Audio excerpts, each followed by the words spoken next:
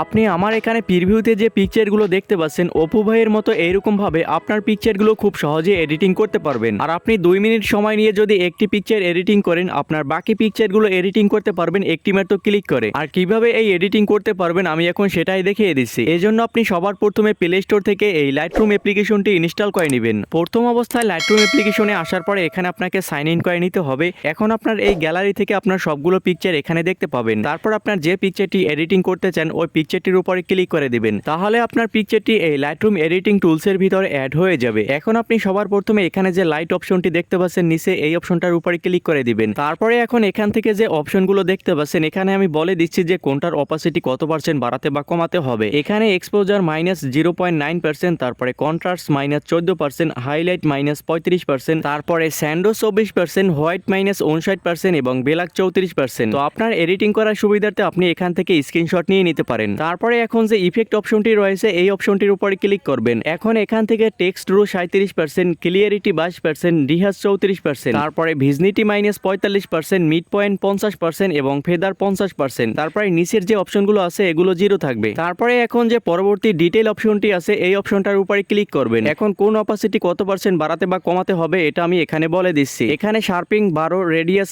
1.00, তারপরে detail 25, masking 0, তারপরে এখন নয়েস রেডিয়েশন 33, ডিটেইল 50, কন্ট্রাক্ট 0। এখন কালার নয়েস রেডিয়েশন 20%, ডিটেইল 50% এবং স্মুথনেস 50%। এখন এখানে যে কালার অপশন এই কালার অপশনে ক্লিক করবেন। তারপর এখানে টেম্প 1%, ভাইব্রেন্স -2%, স্যাচুরেশন -5%। এখন উপরে যে মিক্স অপশন আছে এই অপশনটার উপরে ক্লিক করবেন। এখানে আপনি অসংখ্য কালার দেখতে পাবেন। তো এই কালারগুলোর সঠিক ব্যবহার এখন আপনাকে করতে হবে। এই জন্য এখানে যে 1 নম্বর কালারটি রয়েছে এই 1 নম্বর কালার থেকে হিউ অপাসিটি -16%, তারপরে স্যাচুরেশন 14% এবং লুমিনান্স 12%। তারপরে 2 নম্বর কালার অপশনে ক্লিক করে এখানে হিউ অপাসিটি 15% বাড়িয়ে দিবেন। তারপরে স্যাচুরেশন -22% কমাতে হবে এবং লুমিনান্স 3% বাড়িয়ে দিবেন। আর আপনার ভিডিও তৈরি করার সুবিধার্থে আপনি এখান থেকে স্ক্রিনশটগুলো পর্যায়ক্রমে নিয়ে নিতে পারেন। এখন 3 নম্বর কালার অপশন থেকে এখানে হিউ অপাসিটি -40% কমাতে হবে, তারপরে স্যাচুরেশন -11% এবং লুমিনান্স 0 থাকবে। তারপরে 4 নম্বর কালার অপশন থেকে এখানে হিউ অপাসিটি 97% বাড়িয়ে দিবেন এবং স্যাচুরেশন 100% বাড়িয়ে দিবেন। আর এখানে নিচে লুমিনান্স 0 থাকবে। তারপরে 5 নম্বর কালার অপশন থেকে এখানে হিউ অপাসিটি 100% বাড়াতে হবে আর স্যাচুরেশন -98% কমাতে হবে আর নিচে লুমিনান্স 0 থাকবে। এখন 6 নম্বর কালার অপশন থেকে এখানে হিউ অপাসিটি -74% কমিয়ে দিবেন, তারপরে স্যাচুরেশন -28% কমাতে হবে এবং লুমিনান্স -24% কমিয়ে দিবেন। এখন এখানে যে 7 নম্বর কালার অপশনটি রয়েছে এই 7 নম্বর কালার থেকে স্যাচুরেশন শুধু -100% কমিয়ে দিবেন। আর তাহলেই কিন্তু আপনার এই পিকচারটির সাথে সবগুলো কালার অ্যাডজাস্ট করা কমপ্লিট হয়ে যাবে। এখন আপনার এখানে পিকচারটির উপরে ট্যাপ করে ধরে রাখলে এই পিকচারের বিফোর ইফেক্ট দেখতে পাবেন, আর ছেড়ে দিলে এখানে পরবর্তী যে ইফেক্টটি অ্যাড করলেন এইমাত্র